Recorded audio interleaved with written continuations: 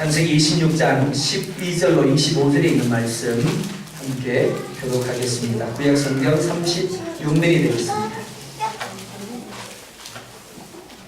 자유셨으면 교독하겠습니다. 12절 제가 보겠습니다. 이삭이 그 땅에서 농사하여 그 해에 100배나 얻었고 여호와께서 복을 주심으로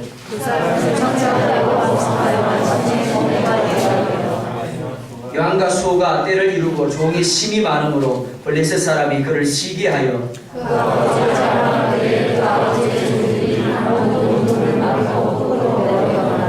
아비멜렉이 이삭에게 이르되 네가 우리보다 크게 강승한즉 우리를 떠나라.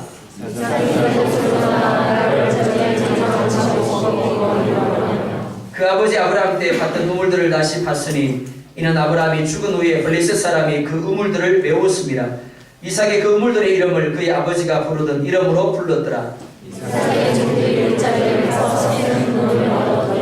그날 목자들이 이삭의 목자와 다투어 이르되 이 물은 우리의 것이라 하며 이삭이 그 다툼으로 말미암아 그 우물 이름을 에색이라 하였으며 또 다른 우물을 받으니 그 이름도 다툼으로 그 이름을 신하라 하였으며 이삭이 거기서 옮겨 다른 우물을 받더니 그들이 다투지 아니하였으므로 그 이름을 너봇이라 하여 이르되 이제는 여호와께서 우리를 위하여 넓게 하셨으니 이 땅의 수리가 번성하리로다 하였더라.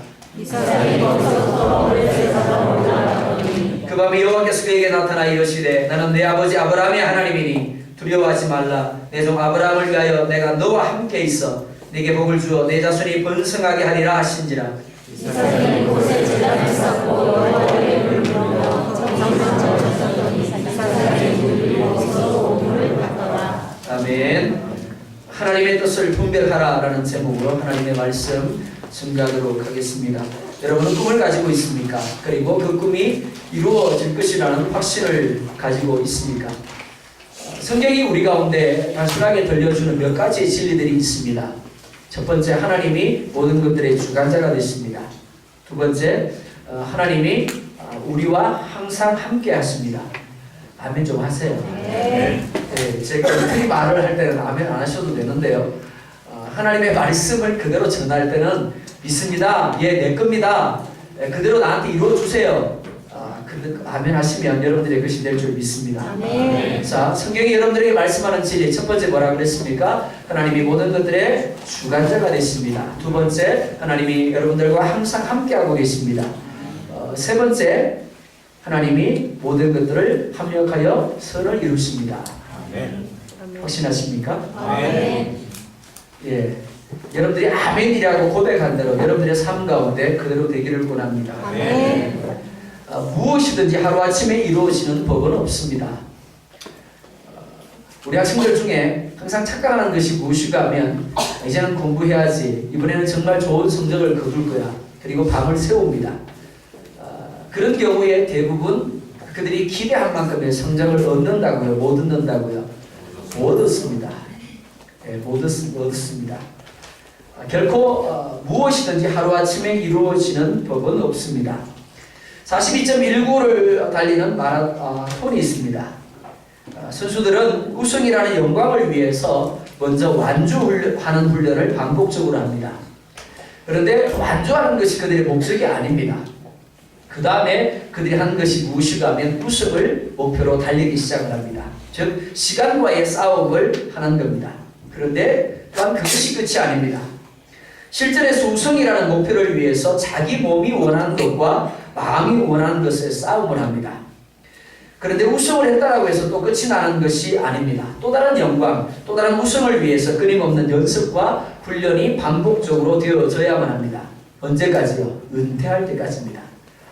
은퇴할 때까지 끊임없이 훈련해야 되고 또 훈련을 해야 합니다. 그래야만 자기가 원하는 또 다른 우승, 또 다른 영광을 자신의 것으로 누릴 수 있는 겁니다. 결국 훈련에서 얼마나 자기 자신을 잘 컨트롤하느냐에 따라서 단순히 하루살이로 끝나버리느냐 아니면 계속해서 영광과 우승을 누리느냐가 결정된다라고 할 수 있는 겁니다.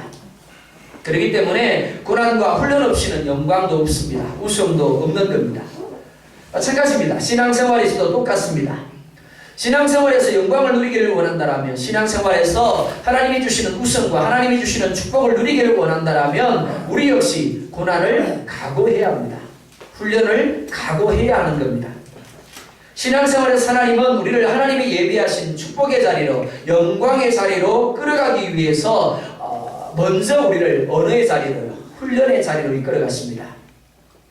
그리고 그때 얼마나 하나님의 그러한 계획과 훈련에 적절히 반응하느냐에 따라서 축복의 주인공이 되기도 하고 실패의 주인공이 되기도 하는 겁니다. 오늘 1절 말씀을 보면 아브라함 때 가나안 땅에 첫 흉년이 들었고 이삭의 때에 또 흉년이 들었더라라고 말하고 있습니다. 여러분이 잘 알고 있는 것처럼 가나안은 약속의 땅입니다. 축복의 땅입니다. 적과 꿀이 흐르는 땅입니다. 그런데 성경은 바로 그 땅에 아브라함 때 첫 번 흉년이 들었더라라고 말하고 있습니다. 그리고 이삭의 때에 또 흉년이 들었다라고 말하고 있습니다. 여기서 우리가 집중해야 될 것이 무엇이가 하면 왜 약속의 땅이며 축복의 땅인 가나안에 흉년이 들었는가 하는 겁니다. 또한 하도 많은 시간 중에서 하필이면 아브라함 때에 첫 흉년이 들었고 이삭의 때에 또 흉년이 들었는가 하는 겁니다. 흉년은 특별한 의미를 가진 하나님의 도구입니다. 시대를 향한 하나님의 메시지입니다. 택한 백성들을 향한 하나님의 뜻이라고 할 수 있습니다. 그냥 어쩌다 보니까가 아니라 하나님의 특별한 목적을 가지고 특별한 메시지를 전하여 주기 위해서 사용하는 도구가 바로 흉년입니다. 기근입니다. 그리고 포로입니다. 잃어버림입니다. 문제는 이런 흉년이 성경 속에만 있는 것이 아니라 우리의 삶에도 찾아올 때가 있다라는 겁니다. 분명히 하나님이 함께하고 계십니다.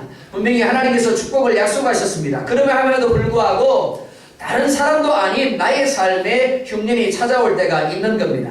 그래서 어떤 사람은 그렇게 말합니다. 예수 믿어도 별 볼 일 없다. 그런데 그게 뭐라고요? 하나님의 섭리라는 겁니다. 흉년이라는 것이, 기근이라는 것이, 포로라는 것이, 부족이라는 것이 하나님의 섭리와 하나님의 역사라는 겁니다. 하나님이 그 흉년을 통해서 우리 가운데 보시고 싶은 게 있는 겁니다. 하고 싶은 게 있는 겁니다. 그래서 흉년을 주십니다. 따라서 그 흉년을 통해서 하나님이 하시고자 하는 일이 무엇인가를 빨리 분별해야 합니다. 그래야 덜 고생하는 겁니다. 그래야 빨리 하나님이 우리 가운데 주시고자 하는 것들을 누릴 수가 있는 겁니다. 그런데 어떻습니까? 대부분의 사람들이 하나님의 뜻을 분별하려고 하는 것이 아니라 도망치려고 합니다. 그 자리를 회피하려고 하는 겁니다. 빨리 벗어나려고만 합니다. 자, 여러분들이 묻겠습니다. 이 땅에 영원히 살고 싶으시죠? 대답을 안 하세요. 자, 우리 땅이 아닙니다. 그죠? 우리나라 땅이 아니지만 에콰도르 참 살기 좋다라고 이야기를 합니다. 이 땅에 영원히 살고 싶으시죠? 대답을 안 하세요. 대답을 해주셔야 그 다음 내가 설교를 하죠. 자, 이민자를 빼고 대답하십시오. 시민권을 가지고 있는, 영주권을 가지고 있는 분들만 빼고요. 우리 주재원들이요. 공관원들만 대답하십시오. 이 땅에 하나님이 영원히 살라고 말씀하시면 아멘, 할렐루야 그렇게 하실 거죠?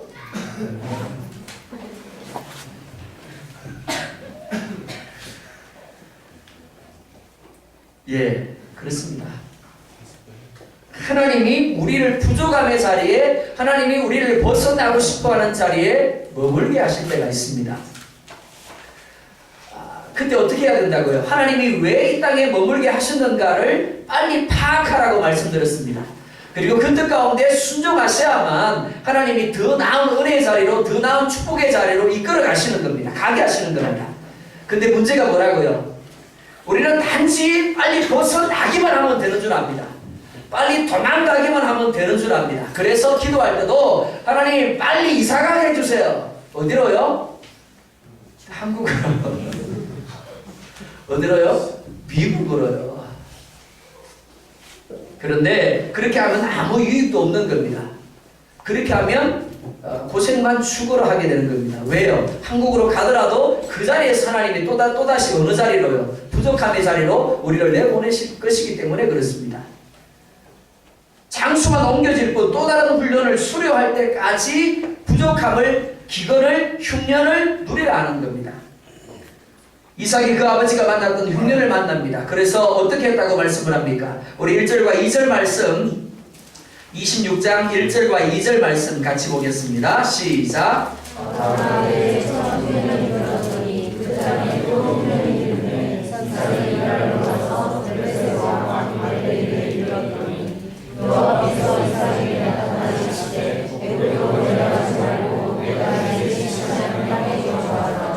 아멘. 이삭은 그 아버지 아브라함이 흉년을 만났을 때 그랬던 것처럼 어떻게 했다고요? 너무나 자연스럽게 애굽으로 내려가기 위해서 그랄로 갔더라라고 말합니다. 애굽은 영적으로 죽음의 땅입니다. 우상 숭배의 땅입니다. 하지만 문화적으로 경제적으로 아주 풍요로운 땅입니다. 먹고 살기 좋은 땅입니다. 그러니까 이삭의 선택은 인간적으로 볼 때는 너무나 자유로운 자연스러운 선택입니다.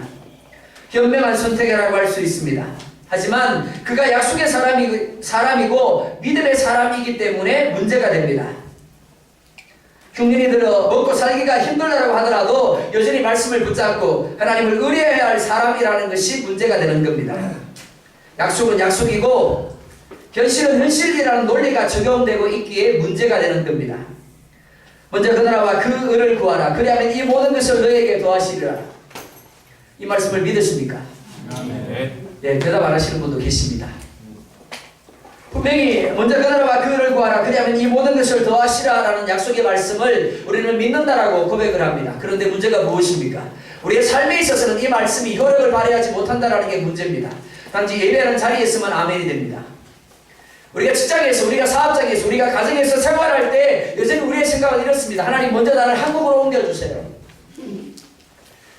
하나님 먼저 나를 승진시켜주세요. 하나님 먼저 나의 사업장을 형통하게 해주세요. 그러면 당신의 나라와 당신의 의를 구하겠습니다. 이삭의 모습이 바로 이것입니다.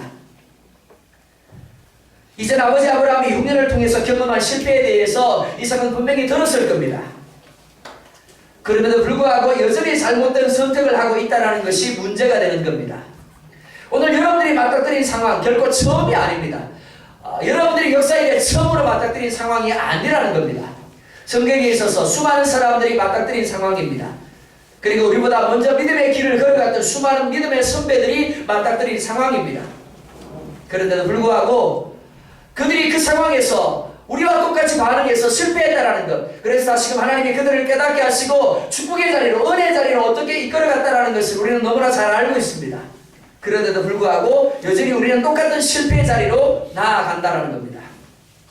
여전히 하나님을 향하여 먼저 한국 땅으로 옮겨달라고, 먼저 나를 승진시켜달라고, 먼저 나로 하여금 사업장이 번창하게 해달라고. 그게 안 되기 때문에 어디로 내려간다고요? 애굽으로 내려가는 겁니다. 애굽으로 내려가려는 이삭에게 하나님이 어떻게 하십니까? 본문에는 나타나 있지 아니하지만 하나님은 급히 서두르셔서 이삭을 만나십니다. 그리고 애굽으로 내려가지 말고 내가 너에게 지시하는 땅에 머물라고 말씀을 합니다. 그리고 약속의 땅 가나안에 거하면 내가 너와 함께 있어 내게 복을 주고 내가 이 모든 땅을 너와 내 자손에게 주리라고 말씀을 하고 있습니다. 자, 여기서 한 번 더 생각해 보자고요.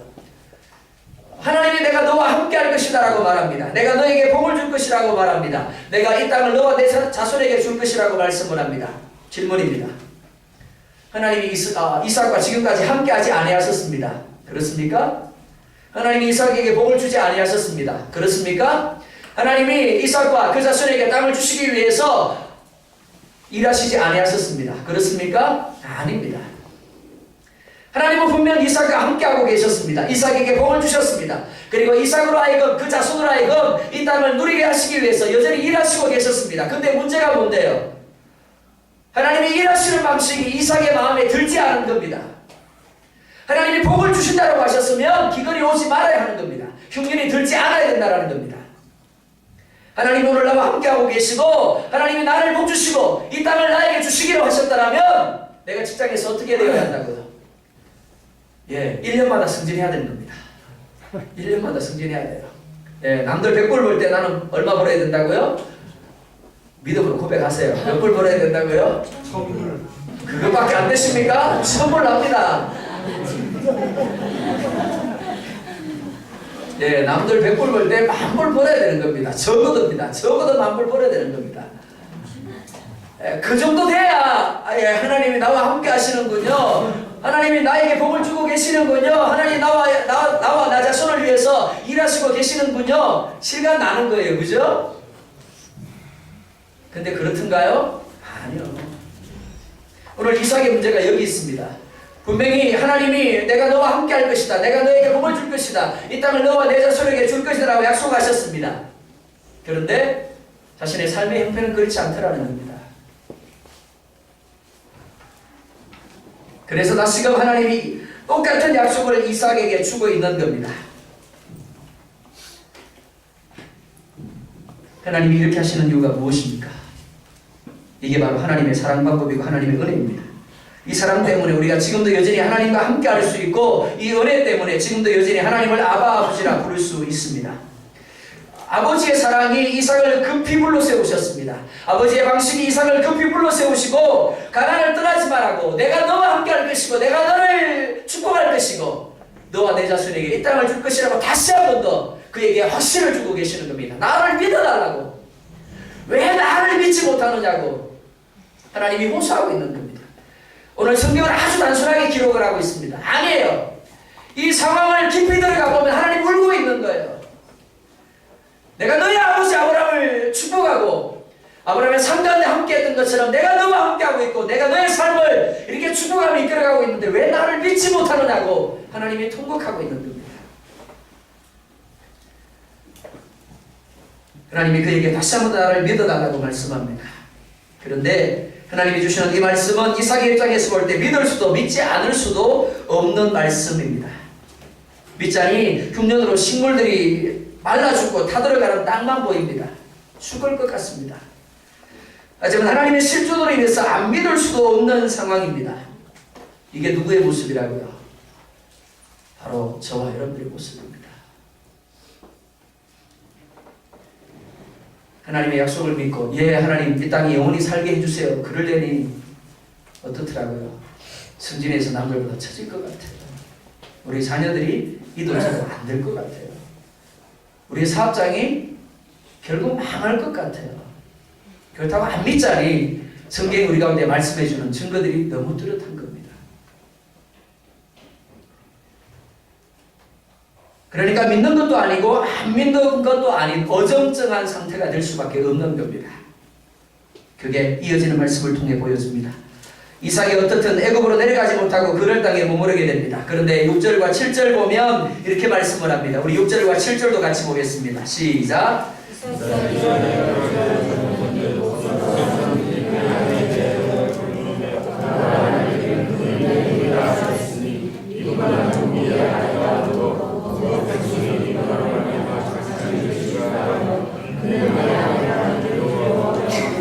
자, 질문입니다. 이삭이 하나님을 믿었습니까? 안 믿었습니까? 자, 이삭이 애굽으로 내려갔습니까? 안 내려갔습니까? 내려갔어요? 안 내려갔죠. 하나님이 내려가지 말라 그러니까 안 내려가고 그랄 땅에 머물렀어요. 머물렀습니다. 그럼 하나님을 믿었어요? 안 믿었어요? 성경을 잘 해석하셔야 됩니다. 요즘 성경을 이상하게 해석하는 사람들 때문에 이단이 생기는 거예요. 그리고 이상하게 해석할수록 잘 빠져들더라고요. 그죠? 저도 좀 이상하게 좀 해석을 해볼까요? 자, 6절과 7절을 보면 이삭이 하나님을 믿었는가 안 믿었는가 결론이 나옵니다. 믿었다고요? 안 믿었다고요? 안 믿었어요. 믿어서 그랄 땅에 머무른 게 아니에요. 내려가자니 그렇고 안 내려가자니 그렇고 어떻든 간에 하나님이 살아계신 건 맞으니까 손해보는 선 치고 믿지는 선 치고 그냥 눌러 앉아보자 그런 거예요. 자, 6절과 7절 말씀 어디서 많이 본 말씀 같지 않습니까? 누구의 모습이요? 그죠? 그 아버지 아브라함과 하나도 틀리지 않아요. 핏줄을 못 속여요. 이삭이 왜 자기 아내를 누이라고 하였습니까? 가장 근본적인 이유는 오늘 성경에 보면 그 아내가 어땠더라? 아리따웠더라. 아리따웠더라. 이 말이 뭐예요? 예뻤더라는 겁니다. 예뻤더라는 거예요. 그래서 그 아내 때문에 자기를 죽일까 하여 누이라고 하였습니다. 그런데 더 깊이 들어가 보면 결국 문제가 뭔가요? 그 아내가 이쁜 게 문제가 아니라 이삭이 누구를 못 믿었다고요? 하나님을 못 믿는 게 문제예요. 하나님 뭐라 말씀하셨습니까? 첫 번째, 내가 너와 함께 할 것이다. 하나님이 그냥 함께 하시는 거죠. 그죠? 이삭이 맞아 죽어도 그죠? 칼이 맞아 죽어도 망해도 하나님 그냥 구경만 하세요. 그죠? 아니에요. 하나님이 함께 하시겠다는 것은 내가 너를 지키겠다는 겁니다. 내가 너를 보호하겠다는 겁니다. 내가 너의 모든 필요를 채워주시겠다는 겁니다. 그런데 이삭이 이 하나님을 믿었다고요? 못 믿었다고요? 못 믿은 겁니다. 하나님을 못 믿으니까 누가 두려워져요? 그랄 땅에 거하고 있는 그 사람들이 두려움으로 다가올 수밖에 없는 겁니다. 그들이 자기를 죽일 것 같으니까 자기 안에 이쁜 안에 리브가에 뭐라 말하냐면 야, 너 때문에 내가 죽을 수 있으니까 뭐해라? 아내라 부르지 말고 나의 누이라고 이야기해라.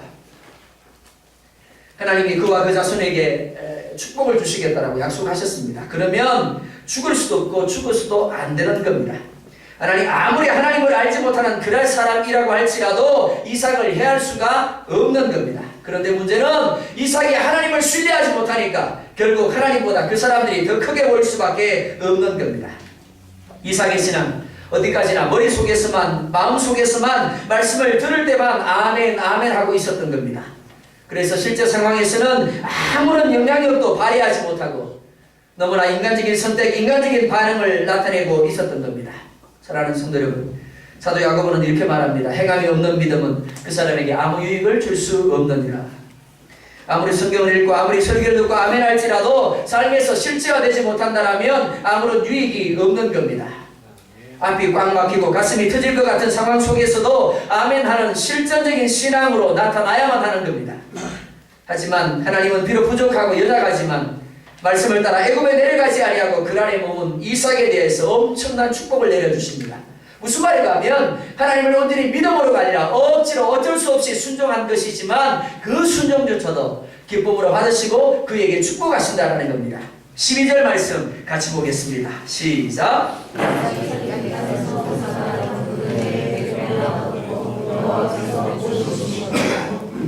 이삭이 그 땅에서 농사하여 그 해에 몇 배를 얻었다고요? 100배를 얻었다라고 말합니다. 평년작이 30배라고 합니다. 그런데 이삭은 흉년에 100배를 얻었습니다. 그러니까 다른 사람들 다 잘 될 때 100배 된 것이 아니라 흉년이 들었을 때 그 땅에서 100배를 얻었더라. 그러니까 얼마나 잘 됐는지를 여러분들이 생각하실 수 있을 겁니다. 그것도 자기 땅이 아닙니다. 자기 땅이 아닌 전세 얻은 땅에 농사를 지어둔데 100배나 얻은 겁니다. 더 중요한 것은 그가 목축을 하던 사람이라는 겁니다. 무슨 말인가 하면 농사에는 운이 아니었다는 겁니다. 처음 농사를 지었어요. 목축하다가 처음 농사를 지었는데 그것도 남의 땅 빌려가지고 농사를 지었는데 몇 배요? 100배라고 하신 분만 그렇게 되기를 원합니다. 참 이기적입니다. 뿐만 아니라 13절과 14절 보면 이렇게 말합니다. 우리 13절과 14절도 같이 봅니다. 시작. 그 사람이 상대하고 사람을 아침에 거듭하여 양과 소와 를 이루고 종이 20만으로 몇 사람이 그를 시기하여 아멘. 그가 얼마나 엄청난 축복을 받았는가를 강조하기 위해서 이렇게 말합니다. 첫 번째, 그가 창대하였더라. 아멘 하시는 분 정말 아멘 해봐요. 내가 장가도 가고 참 그렇게 네. 첫 번째 뭐 했다고요? 창대하였더라. 두 번째 왕성하였더라. 세 번째 거부가 되었더라. 네 번째 심이 많았더라. 자, 성경 66권에 몇 사람이나 나올까요? 아, 이거 잘 아시네요. 아우, 예, 역시 목사를 닮아서 그런지 잔머리 참 잘 돌아가십니다. 심이 많았습니다. 저도 몰라요, 몇 사람 나온지는. 근데 그 중에서 하나님이 이렇게 축복하셨더라, 축복하셨더라, 축복하셨더라 라고 기록하고 있는 사람이 있다 없다고요? 없습니다. 이삭 외에 없습니다. 심지어 가장 축복받은 사람 전형적인 욥조차도 이 정도는 아닙니다. 자, 다시 보자고요. 첫 번째, 창대하였더라. 누가? 예, 적용을 잘 하셔야 됩니다. 내가 예, 적용을 잘 하셔야 돼요. 성경이 이렇대. 그리고 흘러가 버리면 아무 의미 없어요. 하나님이 왜 고대 사람들의 이름을 기록하면서 우리 가운데 알게 하신다고요? 너도 그렇게 될 거야. 예, 그렇게 알려주시기 위해서 그러시는 겁니다. 첫 번째 창대했대요. 두 번째 왕성했다라고 말합니다. 세 번째 거부가 되었다라고 말하고요. 심이 많았더라라고 말합니다. 그런데 그가 어떻게 그렇게 될 수 있었느냐? 그가 어떻게 흉년에 100배나 풍년을 거둘 수 있었느냐? 12절 하반절을 보면 이렇게 말합니다. 여호와께서 복을 주심으로. 아멘. 아멘. 다들 불경기라고 죽겠다라고 말합니다. 안 된다라고 말합니다. 그런데 그때 이삭은 불경기를 몰랐다라고 말합니다.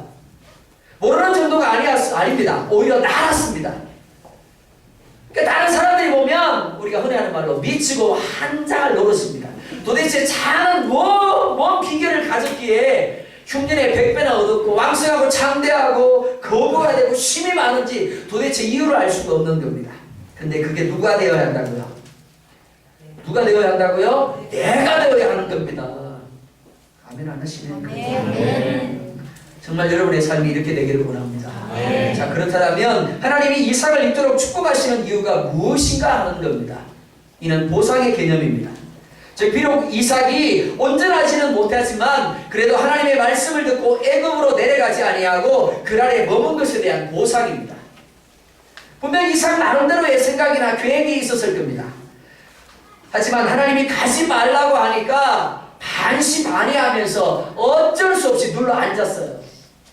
그런데 그런 반신반의에 대하여 하나님이 이토록 보상해 주신 겁니다. 한마디로 부족한 순종이지만 그 부족한 순종에 대해서 하나님이 얼마나 기뻐하셨는가를 보여주는 부분입니다. 자원함으로 기쁨으로 즐거움으로 순종하면 좋습니다. 그러나 그렇지 못하더라도 억지로라도 반신반의하면서라도 순종하면 그 순종에 대해서 하나님이 축복하심을 믿으시기 바랍니다. 그런데 이어지는 말씀을 보면 이삭이 하나님의 놀라운 축복을 받은가 동시에 시련이 찾아왔음을 알 수가 있습니다. 14절 하반절을 보면 블레셋 사람이 그를 어떻게 했더라? 시기했더라. 왜요? 너무 잘 되거든요. 그냥 다들 잘 됐다, 그냥 잘 됐다 그러면 시기 안 했을 텐데 자기는 흉년 때문에 쫄딱 손가락만 빨고 있는데 이삭은 어떻더라고요? 전 반대 모습인 거예요. 그러니까 시기할 수밖에 없는 겁니다. 그런데 이와 같은 말씀을 욥기 1장에서 볼 수가 있습니다. 누가 시기했는가 하면 사탄이 욥을 시기합니다. 하나님이 사단 앞에서 욥을 칭찬하니까 그 욥에 대해서 사단이 시기를 해요. 그래서 태클을 겁니다. 하나님도 참 순진하시네요. 욥이 그냥 하나님을 잘 섬기는 줄 압니까? 하나님이 자를 축복하시니까 그 축복 때문에 하나님을 잘 섬기는 거 아닙니까? 자가 가지고 있는 거 다 뺏어보세요. 그러면 자도 하나님 부인할 겁니다. 하나님 원망할 거예요. 하나님 떠나갈 겁니다. 그러니까 한번 해보세요. 오늘 말씀에도 똑같은 말씀입니다. 블레셋 사람들이 시기하였다라고 말합니다. 사단이 시기하였다라는 겁니다. 사단과 세상은 결코 우리가 잘 되는 것을 축하해 주지 않습니다. 축복해 주지 않습니다. 겉으로는 축하해 주는 것처럼 보입니다. 축복해 주는 것처럼 보입니다. 그런데 실상은 어떻더라고요? 화장실 가는 거예요. 가서 소화제 먹습니다. 왜요? 배 아프거든요. 자기들은 불경기라고 힘들어 죽겠는데 이삭은 불경기와는 상관없이 100배나 얻었습니다. 장대하였고 왕성했습니다. 심히 거부가 되었습니다. 그것들도 자기들이 세 준 땅에서 전세로 준 땅에서 그렇게 하니까 더 배가 아픈 겁니다. 그래서 어떻게 했습니까? 그 아버지 아브라함 때 그 아버지의 종들이 판 우물들을 막았더라 라고 말합니다. 중동지방은 기름보다 물이 더 귀한 곳입니다. 물은 곧 생명입니다. 그런데 우물을 막아버렸습니다. 무슨 말인가 하면 사업이 잘 되니까 배가 아파서 거래처들을 다 막아버렸다는 겁니다. 그것도 모든 거래처를 막아버렸습니다. 코앞에 같은 사업장을 차려놓고 손님을 빼가는 겁니다. 우리가 100불에 팔면 몇 불에요? 90불에 파는 거예요. 그렇게 손님들을 빼가는 겁니다. 이건 막가자는 겁니다. 한마디로 같이 죽자라는 겁니다. 그러고는 뭐라고 이야기합니까? 우리를 떠나라고 이야기합니다. 근데 그 이유가 무엇입니까? 우리보다 크게 강성한 적이라고 이야기합니다. 네가 우리보다 잘 되니까 떠나가라는 겁니다. 너무 잘 된 게 떠나야 하는 이유라는 겁니다. 자기들보다 못 되어야 하는데 너무 잘 되니까 눈꼴 쉬어서 두고 보지 못하겠다라는 겁니다. 너무 잘 돼서 하루아침에 모든 것을 잃어버릴 수밖에 없는 상황이 된 겁니다.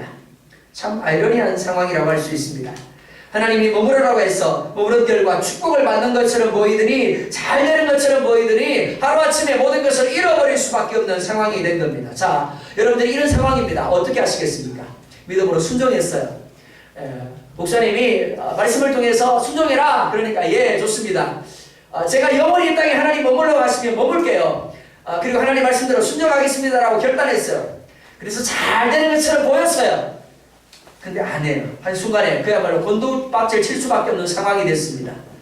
만약에 여러분들이 이런 상황이라면 어떻게 하시겠습니까? 17절 보면 이렇게 말합니다. 이삭이 그것을 떠나 그날 골짜기에 장막을 치고 거기 거류하며 그 아버지 아브라함 때에 팠던 우물들을 다시 팠더라. 이삭은 하나님을 향하여 원망하지 않습니다. 불평하지 않습니다. 뿐만 아니라 억울하게 쫓겨나면서도 블레셋 사람들을 향하여 논리적으로 따지지도 않습니다. 아직 흉년이 끝나지도 않았습니다.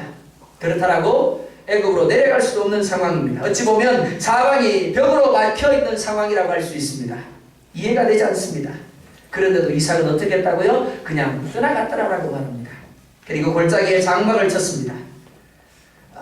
본문은 그가 절망하고 앉아있었다라고, 좌절하며 슬럼프에 빠져있었다라고 말하고 있지 않습니다.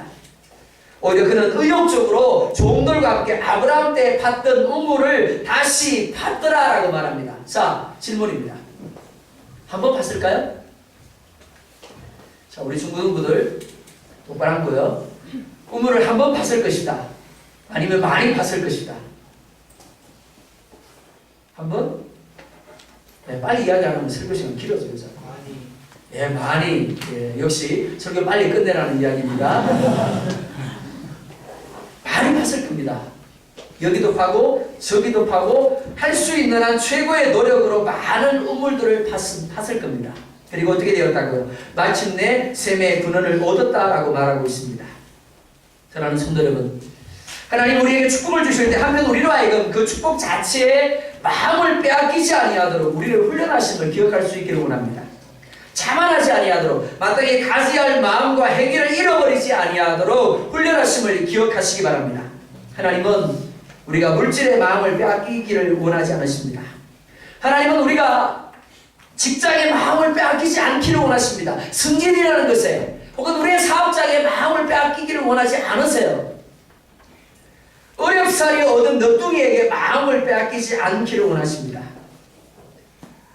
사업장 때문에 주의를 지키지 못하는 분이 있습니다. 직장 때문에 주의를 지키지 못할 때가 있습니다. 혹은 막둥이 때문에 직장을 지키지 못할 때도 있죠. 또 누구 때문에요? 남편 때문에 직장을 지키지 못할 때도 있습니다. 그게 다 뭡니까? 우리에게 어떻게 보면 우상이라고 할 수 있습니다. 그렇기 때문에 내게 무언가가 주어졌을 때 어떻게 해야 된다고요? 더 잘하셔야 됩니다. 더 긴장하셔야 됩니다.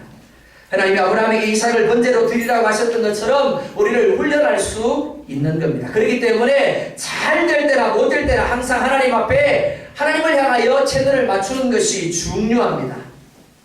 평소 말씀과 기도를 통하여 열심히 하나님과 소통을 한 사람만이 문제 상황을 만났을 때 하나님의 마음을 읽을 수가 있는 겁니다. 숙련된 엄마는 아기 울음소리를 들으면 그 아기가 무엇을 필요로 하는지를 금세합니다. 그러나 초보의 엄마는 어떻습니까? 이것저것 다 해봅니다. 다 해보고 마침내 똥 쌌네 그러는 겁니다. 채널을 맞추어야 하는 겁니다. 평소에 열심히 뚫어야 하는 겁니다. 안 그러면 욥을 시험했던 사단이 우리를 시험할 때 그냥 속수무책으로 당할 수밖에 없는 겁니다. 부정적인 생각만 자꾸 들게 되고 원망, 불평만 자꾸 하게 되고 불신앙의 자리로 자꾸만 내려가게 되는 겁니다. 하지만 그럴지라도 말씀을 붙잡고 기도하다 보면 생각을 새롭게 하시는 하나님의 역사를 경험하게 됩니다. 시각을 새롭게 하시는 하나님의 역사를 경험하게 됩니다. 이삭에게 있어서 농사에서 100배나 얻은 땅 얼마나 소중했겠습니까? 다른 땅은 다 농사가 안 되어서 망했는데 자기 땅만 100배나 얻었기에 그 땅에게 얼마나 집착하게 했겠습니까? 요즘 같은 불경기에 100배나 순수익을 올리는 사업체를 갖고 있다면 어떻겠습니까? 다른 사업장은 팔이 달리고 있는데 왠지 우리 사업장에만 계속해서 만불이에요. 만불. 얼마나 좋겠습니까? 당연히 애착이 가고 소중히 여겨질 수밖에 없는 겁니다. 그런데 잘못하게 되면 그게 뭐가 된다고요? 하나님이 되는 겁니다. 그게 하나님이 돼요. 본질을 잃어버리고 비본질에 매이게 되는 겁니다. 이삭도 처음에는 그랬을 겁니다. 하지만 보는 눈이 달라지고 생각이 달라졌습니다. 그리고 내려놓을 수 있게 된 겁니다. 블레셋 사람들이 메운 우물보다 더 많은 우물터가 남아 있었습니다.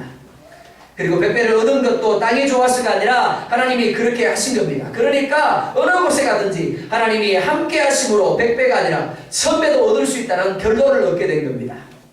땅의 문제가 아니라 하나님의 존재적인 문제라는 것을 결론을 갖게 된 겁니다. 하나님과의 관계 문제라는 결론을 얻게 된 겁니다. 그래서 의뢰하지 않습니다. 그래서 불평하지 않습니다. 그래서 논리적으로 블레셋 사람들을 향하여 따지지 않은 겁니다. 그런데 이어지는 말씀을 보면 이러한 이삭을 그란 사람들이 쫓아다니면서 괴롭히는 것을 볼 수 있습니다. 우리 20절 같이 보겠습니다. 시작.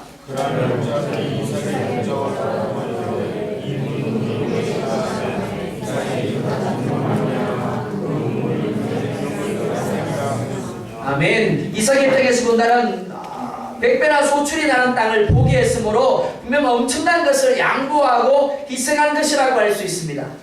그리고 죽으라고 다시 노력해서 과거의 우물들을 판 결과 새로운 우물들을 얻게 되었습니다. 그런데 문제가 뭐라고요? 그날 사람들이 거기까지 쫓아와서는 이 우물이 자기의 것이라고 우기는 겁니다. 뿐만 아닙니다. 또 다른 우물을 팠더니 그들이 또 다툼으로 그 이름을 신나라 하였으며 라고 말합니다. 에색은 분쟁이라는 의미입니다. 그리고 신나는 반대라는 의미입니다.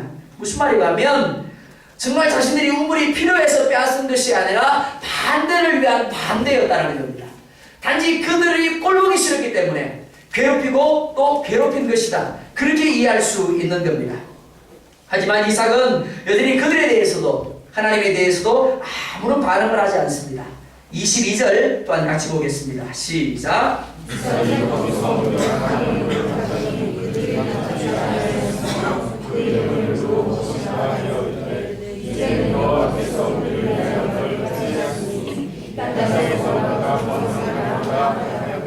아멘. 자, 이삭이 지금까지 침묵한 이유가 뭐라고요?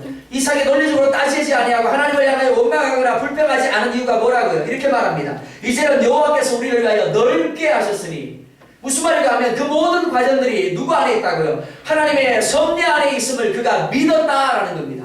그렇기 때문에 원망하지 아니하고 그렇게서 절망하지 아니하고 다투지 아니하였다라는 겁니다. 이삭은 이 모든 상황이 하나님의 주권 하에 있다라고 고백을 합니다. 이삭이 지금까지 억울한 상황에서도 절망적인 상황에서도 다투지 않은 이유가 바로 여기에 있습니다. 하나님이 하셨다라는 겁니다. 그리고 결과적으로 그날 사람들이 필요한 만큼의 우물을 확보하게 되었을 때 더 이상 다투지 않게 되었다라고 말씀하고 있습니다. 어쩔 수 없는 상황에서 판 우물입니다. 그런데 결과적으로 그 우물이 이삭의 가족들만이 아니라 그 안에 있는 모든 사람들을 유익하게 하는 결과를 얻었다라고 말씀하고 있는 겁니다. 이삭이 하나님의 통로가 되어서 그날 사람들의 필요를 채워준 것입니다. 이삭이 하나님으로부터 받은 복을 누구에게요? 그날 사람들에게 흘려보낸 것입니다. 이처럼 하나님도 우리를 세상을 향한 하나님의 일하심의 통로로 사용하기를 원하십니다. 축복의 통로로 사용하기를 원하십니다. 혹 이해할 수 없는 상황 가운데 머물 수 있습니다. 끊임없이 반복되며 이어지는 상황을 위해서 지칠 수 있습니다.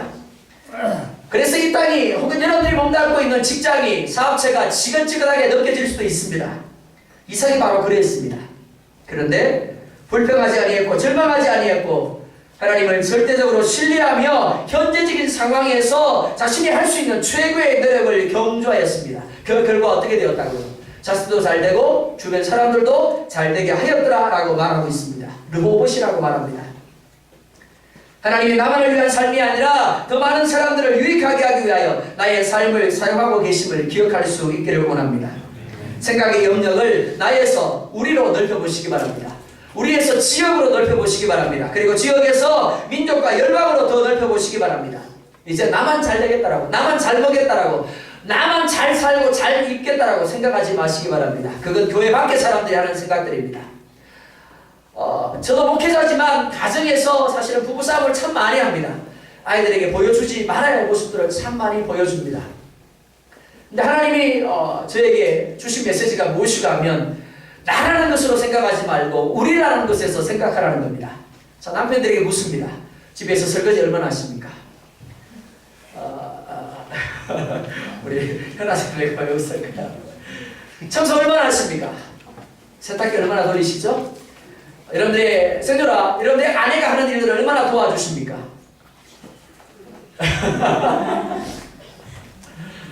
자, 혹 못 도와주십니다. 왜 못 도와주십니까?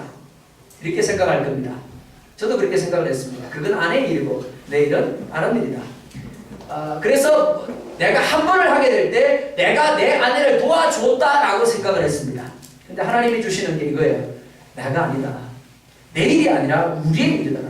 우리의 가정의 일이라는 겁니다. 아멘 안 하시네요. 여자분들이라도 아멘을 해주셔야 남자분들이 하는데 뭐 안 도와줘도 돼 이렇게 생각하시는 거 아니면 지금 얼마든지 도와주고 있으니까 더 이상 안 도와줘도 돼 이런 생각하십니까? 우리 영준이 제가 아멘하면 고개를 끄덕이십니다.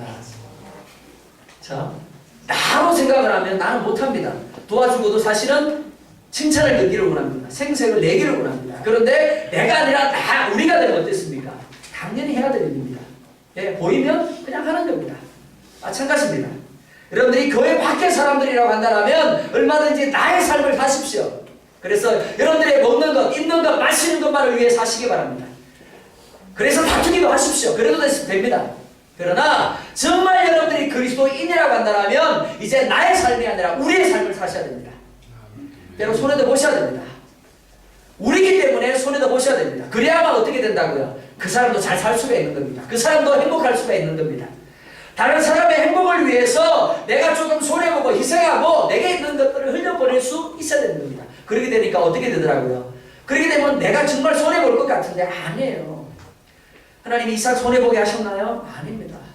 그럴 사람들의 필요를 하나님이 다 채워주셨고 이삭도 넘치도록 하나님이 축복하신 줄 믿습니다. 그런데 보십시오. 이삭이 모든 것을 체험받고 난 이후에 어떻게 했다라고 말합니까? 23절 말씀 같이 보겠습니다. 시작. 아멘. 어디로 올라갔다고요? 예. 지금까지는 어쩔 수 없이 분쟁을 피해서 옮겨 다녔습니다. 그런데 분쟁이 해결되었습니다. 환경적으로 안정을 찾았습니다. 그런데도 불구하고 그가 그 자리에서 안주하지 아니하고 올라갔더라. 보엘세바로 올라갔더라. 가나안 땅 더 안쪽으로 들어간 겁니다. 더 흉년이 심한 곳으로 들어갔습니다. 왜요? 들어가면 고생인데 죽을 수도 있는데 더 부족함의 삶을 살아야 하는데 왜 보엘세바로 들어갔습니까? 더 근원적인 것을 위해서입니다. 하나님을 찾기 위해서입니다. 우물의 문제가 아니라 하나님과의 관계에 집중하기 위해서 말씀에 온전히 붙들린 삶을 살기 위해서 나아간 겁니다. 스스로 안정적 환경을 포기하고 몸의 자리로 나아간 겁니다. 그가 이렇게 할 수 있는 이유는 하나님의 실제적인 능력을 체험했기 때문입니다. 하나님의 함께하심을 체험했기 때문입니다. 우리에게도 이와 같은 결단이 필요합니다. 어떤 문제, 어떤 상황의 변화나 해결에 만족하지 아니하고 근원적인 하나님과의 관계를 구하며 나아가는 결단이 필요합니다. 이를 위해서 우리는 과거에 내가 경험했던, 체험했던 하나님의 역사에 대한 기억을 되살려내야 합니다. 첫사랑의 기억, 첫 체험의 기억들을 저 깊은 곳으로부터 끌어낼 필요가 있습니다. 그런 이삭에 대하여 하나님이 어떻게 하십니까? 24절 또한 같이 봅니다. 시작.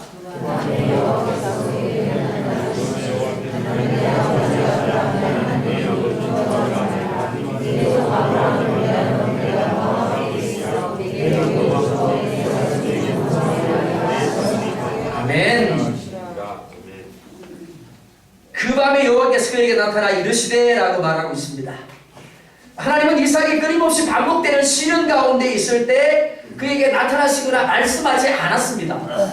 우물을 뺏기고 또 뺏기는데도 하나님이 뭔가를 메시지를 주지 않았어요. 기도 안 했을까요? 기도했을 겁니다. 그런데도 하나님이 침묵하셨습니다. 그런데 이삭이 결단하여 가나안 깊숙이 브엘세바를 향하여 들어가는 모험을 시작할 때 그 즉시로 그에게 나타났습니다. 그리고 말씀하십니다. 사랑하는 성도 여러분, 하나님의 음성을 듣기를 원하십니까? 하나님의 임재와 하나님의 기름 부으심, 하나님의 역사를 누리기를 원하십니까? 이삭처럼 말씀을 구체적으로 적용해 보시기 바랍니다. 아브라함이 이삭에 대하여 칼을 내리칠 때 하나님의 음성이 임한 것처럼 제사장의 발이 요단강에 잠길 때 물이 멈춰섰던 것처럼 나의 삶이 말씀에 깊이 잠길 때 비로소 하나님의 임재, 하나님의 음성이 경험되고 회복되기 시작하는 겁니다. 하나님은 이삭에게 미래에 대한 확신을 심어주십니다. 자기 땅 한 편 갖지 못하고 있습니다. 끊임없이 쫓겨다니는 이방인 신분입니다. 나그네입니다. 그런 그에게 가장 큰 불안 요소가 무엇일까요? 바로 미래입니다. 내일 어떻게 될지 모르는 거예요. 그런 사람들이 일어나서 자기를 어떻게 할지, 가난에 수많은 사람들이 일어나서 자기를 어떻게 할지 모르는 거예요. 그래서 내일이 더 불안함에 염려와 근심의 날들이 될 수밖에 없는 겁니다. 그런데 하나님 뭐라 말씀합니까? 내가 너와 함께 할 것이니 두려워하지 말라라고 말합니다.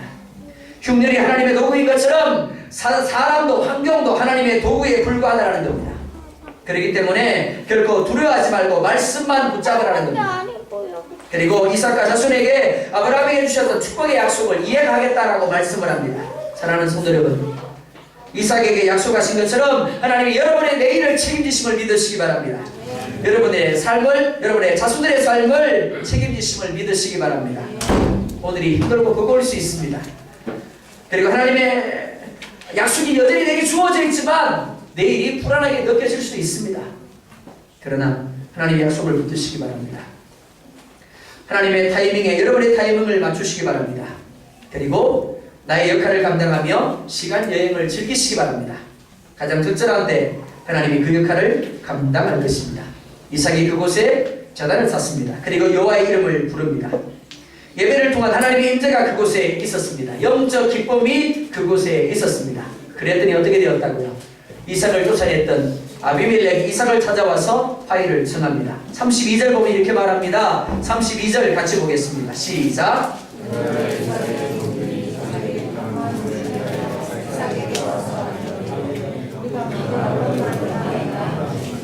아멘. 우물은 이삭의 현실적인 문제입니다. 예배의 기쁨이 있고 관계 회복이 있습니다. 하나님을 향하여 예배하며 하나님의 임재, 하나님의 역사를 누리니 어떻게 되더라고요? 원수였던 아비멜렉이 찾아와서 화해를 청합니다. 뿐만 아니라 현실적인 필요, 우물의 문제도 해결됨을 볼 수가 있습니다. 사랑하는 성도 여러분, 여러분이 몸담고 있는 사업장과 직장에 최고의 노력을 기울이시기 바랍니다. 현실적인 문제를 해결하기 위해 최선을 다하시기 바랍니다. 결코 좌절과 절망의 부정적인 의식에 붙들려 있지 마시기 바랍니다. 또한 도망치려 하지 마시기 바랍니다. 현재의 자리, 하나님이 주신 자리입니다. 하나님 속에 도망치게 해주세요. 벗어나게 해주세요. 떠나게 해주세요. 하나님의 뜻이 있습니다. 하나님의 뜻을 내가 온전히 깨닫고 그 뜻을 온전히 이루게 해달라고 기도하십시오. 그러면 떠날 때가 되면 하나님이 떠나게 하십니다. 가지 않으려고 해도 하나님이 갈 때가 되면 가게 해주시는 겁니다. 하나님은 이미 여러분을 축복하실 준비가 되어 있습니다. 이제 여러분의 차례입니다. 여러분이 말씀과 예배를 통하여 하나님과의 관계를 회복해야 합니다. 그리고 주변 사람들과의 관계를 회복해야 합니다. 그러면 하나님이 제 옆에 필요한 모든 것들을 여러분들에게 주시고 누리게 하실 줄 믿습니다. 이와 같은 역사를 누릴 수 있기를 주의 이름으로 축원드립니다. 기도하겠습니다. 우리 1분만 기도하겠습니다.